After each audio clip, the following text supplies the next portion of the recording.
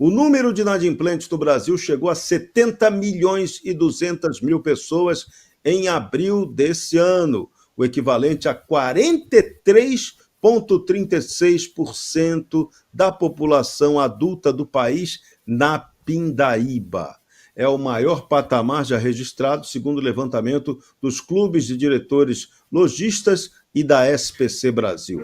O presidente do Clube Nacional de Diretores Lojistas, José César da Costa, aponta que, apesar de alguma melhora na renda e no desemprego, a inflação persistente e os juros altos tornam difícil fechar as contas no fim do mês. Cada inadimplente deve, em média, R$ 4.689,59. Os credores são, em média, 2,8. Ou seja, a maioria desses credores, você sabe quem são, né? Bancos. As dívidas em atraso cresceram 8,75% em 12 meses. O presidente do SPC Brasil, Roque Pelizaro Júnior, cobra do governo medidas que vão além do aumento dos juros e defende políticas de estabilidade econômica e educação financeira. Dárcio Bracarense, por acaso isso vai conseguir resolver alguma coisa? Olha, Serrão, na verdade eu acho que todo mundo nos assiste esperando que a gente possa apresentar alguma solução para o país. A verdade é que todo mundo fica esperando um caminho de saída. E é muito difícil quando os indicadores apontam numa direção completamente diferente daquela que a imprensa diz, a grande imprensa fala. Porque, vamos analisar, o aumento do índice de inadimplência, ele é um indicador econômico. Ele significa que as empresas estão, obviamente, vendendo menos, que a oferta de crédito caiu, portanto que o consumo também caiu.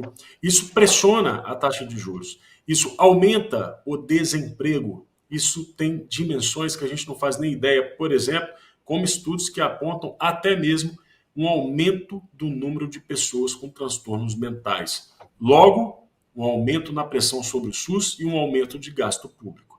Portanto, esse é um combo da tragédia, e esse combo da tragédia precisa ser parado. O problema é como, quando o nosso judiciário, assistindo isso tudo, faz um escudo de proteção absolutamente intransponível contra o pior regime político que já foi colocado no Brasil.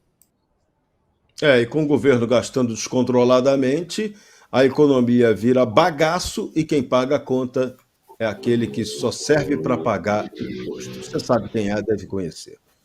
No Bradock Show, oferecimento Golden Brasil, mais problemas, esse seríssimo. A China e a União Europeia suspenderam a compra do frango brasileiro. O Ministério da Agricultura, e através de seu ministro Carlos Fávaro, confirmou hoje que tanto a China quanto a União Europeia suspenderam a compra de carne de frango brasileiro pelos próximos 60 dias. A decisão vem logo após a detecção do primeiro foco de gripe aviária em granja comercial no Brasil, na cidade de Montenegro, no Rio Grande do Sul. A partir de hoje, por 60 dias, a China não estará comprando carne de frango daqui. O ministro meio que lamentou, mas o Ministério da Agricultura alertou também que a doença não é transmitida pelo consumo de carne de aves nem de ovos. Após confirmação, a granja foi isolada e as aves restantes foram eliminadas para início do protocolo de saneamento. Meu caro Marreta, qual é a repercussão disso para a nossa economia? Eu entendo, e até o ministro Carlos Fávaro, que é do meu estado, né? Conhecemos bem a retórica. Dizer que desde 2006, 2000 não sei o que, 2000 e bolinha já tem de viver. O Brasil não pode ser refém de decisão externa. O Brasil tem que apostar em pesquisa, tem que apostar na fiscalização sanitária. Por quê? Nós não podemos agir no Brasil sempre depois que as coisas acontecem. Tá com gripe aviária, fecha lá, faz um perímetro. E o prejuízo? Isso poderia ser evitado se o governo federal investisse mais em pesquisa, em fiscalização, e nós pudéssemos ter uma ação antes do que acontece. Quer dizer, depois de tudo isso, o prejuízo está aí, né? E o próprio governo não tem esse compromisso de fazer com que o país seja respeitado lá fora. Respeitamos os protocolos internacionais. Olha a bagaça que está e o prejuízo que nós vamos levar com essa falta de fiscalização, eu digo. Isso aí é um problema, uma falha do governo federal. Tem que fiscalizar para que as coisas não aconteçam. Lembrando que a criação avícola brasileira representa cerca de 1,5% do nosso PIB, 1,5% do PIB brasileiro, e emprega mais de 4,5 milhões de pessoas direta ou indiretamente. Qualquer problema nessa área, o bicho pega literalmente. Mas vamos aguardar, porque nossa fiscalização sanitária também é muito intensa, isso vai passar rápido e o Brasil logo volta à normalidade nessa questão. Se isso não foi, algum tipo de sabotagem. Vamos também pensar em tudo no Brasil de hoje. Agora, se tem notícia ruim, também tem notícia boa do Bradock Show. Um levantamento feito pelo Banco do Brasil está projetando Mato Grosso como o estado líder nacional em crescimento econômico em 2025, com aumento de 5,8% no Produto Interno Bruto. O estado mantém posição de liderança no setor agropecuário, principal impulsionador desse expressivo crescimento. Na segunda posição do ranking aparecem empatados Mato Grosso do Sul e Rondônia, ambos com expectativa de crescimento de 4,7%. Goiás completa o pódio em terceiro lugar, com projeção de expansão econômica de 4,2% para o próximo ano. Crescimento projetado para Mato Grosso é mais que o dobro da expectativa média para o PIB nacional. Fabiana Barroso, notícia boa, pelo menos, na perspectiva de crescimento. Mas veja, o que está dando certo é o agro que Lula tanto demoniza.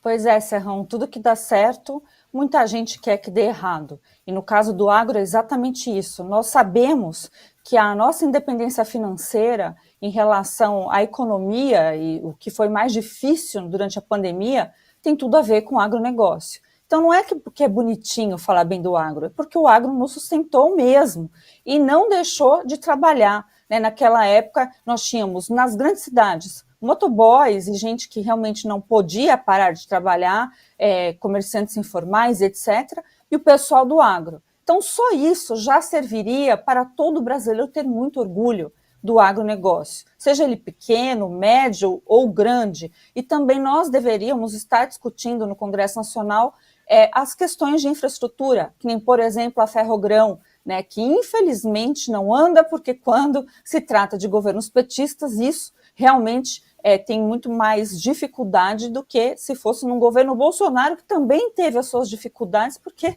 o negócio está todo aparelhado.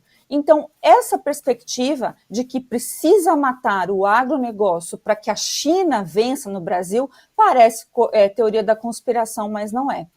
Nós sabemos que também aqui, por exemplo, no interior de São Paulo, que eu tenho contato com o pessoal do agro, muitas fazendas estão sendo vendidas a preço de banana. Já falei ontem que banana não vale muito mais de referência porque está cara, mas a preço de nada, tá, gente? Então, isso é uma questão prioritária. Então, quando o agro consegue vencer, apesar do Lula, apesar das decisões contrárias, ou juridicamente, ou do empresariado, ou as dificuldades de safra, ou se pegar, por exemplo, o Rio Grande do Sul, que ainda não teve a ajuda necessária para voltar a ser um estado que produz o que sempre produziu, a gente realmente tem que comemorar. Então, é um ponto de destaque que, apesar de todas as tramóias, ele sobrevive. Então, deixo aqui especialmente a minha total admiração a esse pessoal que sabe que trabalhar é aquela coisa de acordar cedo, e não ter tempo nem mesmo para a família, mas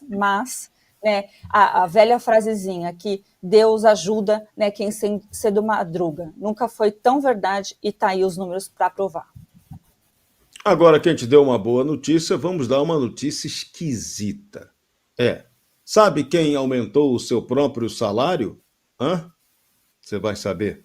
O presidente dos Correios, Fabiano Silva dos Santos, aumentou para ele mesmo. Ele concedeu-se um aumento de 14% desde a sua nomeação, enquanto os funcionários dos Correios receberam um reajuste merreca. pouco mais de 4%. O salário do dirigente passou de 46.700, parece até o teto, né, da República Brasileira, em março, para R$ 53.300 em abril desse ano, além de benefícios como auxílio moradia, alimentação e previdência. Mordomia. Reajustes ocorreram enquanto a estatal registrou um déficit recorde de 2,6 bilhões no ano de 2024, 4 vezes superior ao prejuízo do ano de 2023. Indicado por Lula, Santos é advogado e professor universitário que atuou no grupo Prerrogativas, crítico daquela tal Operação Lava Jato, que prendeu muita gente, inclusive Lula, durante 580 dias.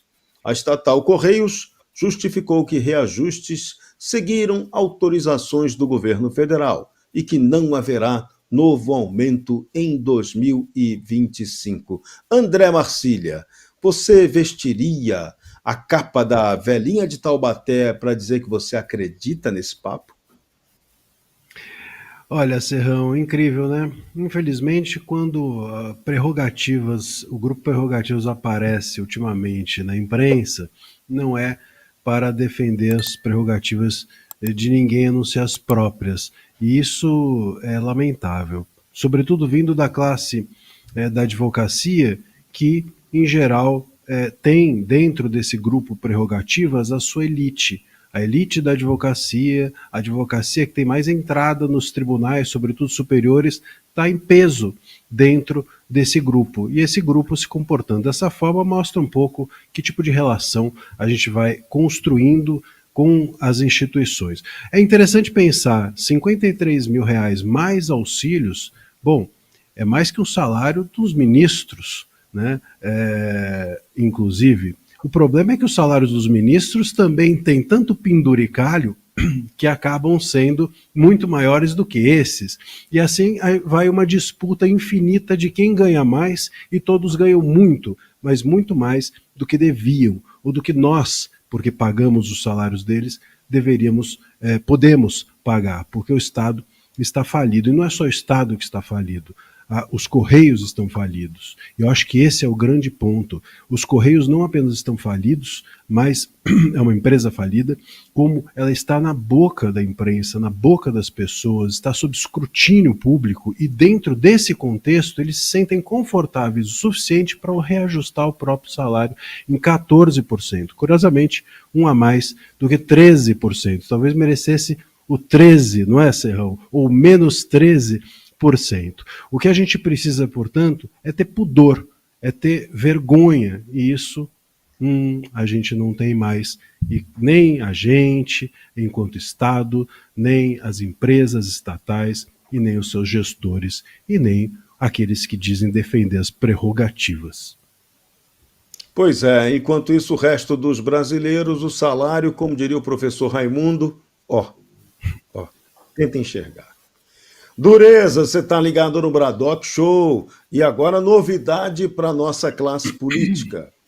A maioria dos ministros do Supremo Tribunal Federal votou para impedir que pessoas que não estiverem com as contas em dia na Justiça Eleitoral possam se candidatar. A Corte analisa uma ação do PT que contestava uma resolução do Tribunal Superior Eleitoral que impedia candidatos que prestassem contas fora do prazo de obterem certidão de quitação eleitoral. 9 ministros votaram para manter a sanção, foram eles: Moraes, Dino Barroso, Zanin, Mendonça, Nunes, Marques, Fux, Toffoli e Fachin.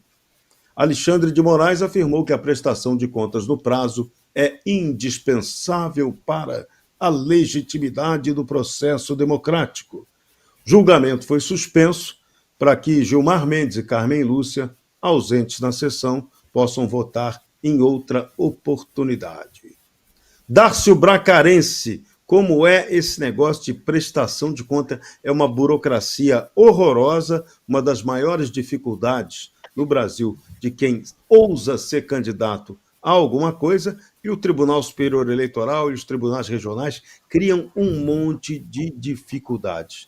entre as eleições municipais, por exemplo, 10% dos candidatos tiveram problemas. É feia a coisa. A burocracia é muito grande e a mensagem que a hipernomia passa é de que vale a pena você ser desonesto. Eu tive essa infelicidade de ter que prestar conta, porque afinal de contas eu concorri. E você apresenta toda a documentação dentro do prazo, conforme determina a legislação, e até porque eu sou bastante a favor de que as coisas sejam muito retas mesmo, para que não aconteça os absurdos que já acontecem no Brasil. Acontece que você observa os outros candidatos não apresentando nada, nem apresentando as contas. E aí você que apresentou e, eventualmente, o Ministério Público Eleitoral ou a Justiça Eleitoral local, né, que aprende muito com o TSE, a forma como os juízes em Brasília tratam todo mundo, eles falam, não, mas isso aqui é um problema, por aí vai, você perdeu o primeiro prazo, que são várias prestações de conta durante a campanha toda. E aí você fala, poxa, mas eu apresentei, está aqui. Ele fala assim, não. Aí eu falo, mas e o outro que não apresentou? Bem, se ele nem apresentou, então ele não tem problema nenhum. Né? Como se não tivesse existido. Então é quase que um benefício. Assim, nessa história, eu digo o seguinte, quem questiona é o PT, eu já desconfio. Quem está julgando, eu também não confio tanto. Então é complicado. Mas que a probidade da prestação de contas é fundamental. E para encerrar, Serrão, eu só quero falar uma coisa sobre o aumento do salário do presidente dos Correios, ou do diretor-geral dos Correios, no momento em que a empresa está passando por um processo de prejuízo acachapante. Isso é crime de responsabilidade, gente. Isso pode ser enquadrado como improbidade administrativa. A empresa não vai bem. Isso pode ser enquadrado, inclusive, como gestão temerária, segundo a lei das estatais. Cabe a ação civil pública e o Tribunal de Contas da União tem que entrar nesse assunto. Como assim? A empresa está dando prejuízo e ele aumenta o próprio salário? Olha, quando a população escuta responsabilidade fiscal, isso se enquadra, gente. E é por isso que é tão importante ensinar sobre o funcionamento do Estado nas escolas. É um absurdo como a população é desarmada contra esse tipo de arroubo. Obrigado, Sérgio. Então, como é uma prerrogativa dos Correios mandar carta, vamos sugerir. Correios, manda uma cartinha para ele de demissão. Assim fica mais fácil. Você precisa assistir o melhor canal de notícias do Brasil. O programa que fala de tudo, que deixa você informado sobre tudo o que acontece no Brasil e no mundo. Ao vivo, todos os dias, no YouTube. Clique aqui e se inscreva.